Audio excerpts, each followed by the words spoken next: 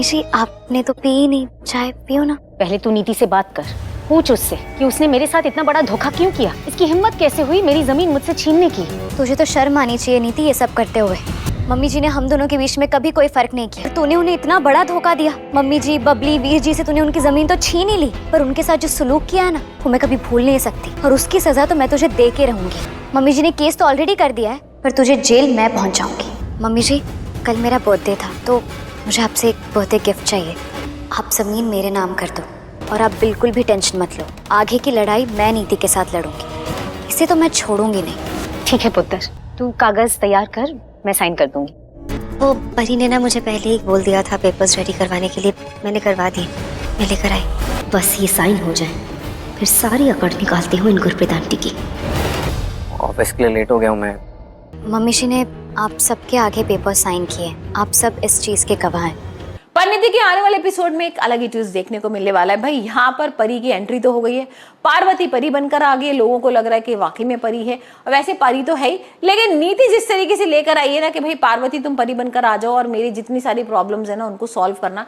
सबसे पहले भाई गुरप्रीत से उसे साइन कराना है, पैसे की मदद भी लेनी है। तो अब देखते हैं परी किस तरीके से एक एक करके नीति से बदला लेगी। अब भाई यहाँ पर बर्थडे मनाया जा रहा है, गुरप्रीत बहुत अच्छा सा खाना बनाती है, हलवा बनाती है, बहुत सब लोग बहुत खुश है। यहाँ पर परी आ गई है, परी के खुद आने से भाई राजीव बहुत खुश है।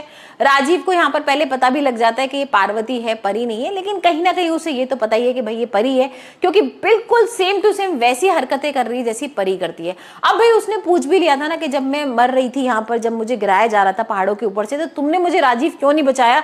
तो कहीं ना कहीं उसको भाई शक तो हो रहा है कि ये सारी चीजें तो परी को ही पता थी। यहाँ पर इवन जो बेबे है और गुरविंदर है, नीति है, इनको तो ये समझ में नहीं आ रहा है कि ये इसको कैसे पता, क्योंकि ये तो सिर्फ परी को पता था और इन लोगों को पता था। तो अब देखते हैं क्या वाकई में इन लोगों को ये शक हो गया पार्वती नहीं परी है।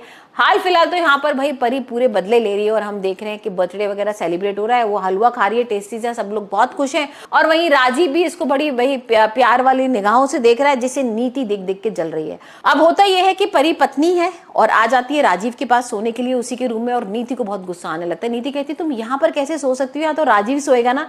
तो भाई परी का कहना ये होता है कि देखो अगर मैं पार्वती हूँ तब भी इनकी पत्नी हूँ, अगर मैं परी बन के आई हूँ तो अभी तो इनकी पत्नी हूँ, तो मैं इन्हीं के साथ सोऊंगी। और अब देखते हैं वो धीरे धीरे करके किस तरीके से भाई चढ़ा रही है। यहाँ पर वो रूम अंदर से लॉक कर लिया है, कभी कर्टेन्स लगा रही है, क्योंकि नीति ना बाहर से सारी चीजें नोट कर रही है, देख रही है और भाई सुन रही है कि परी क्या बात कर रही है राजीव से।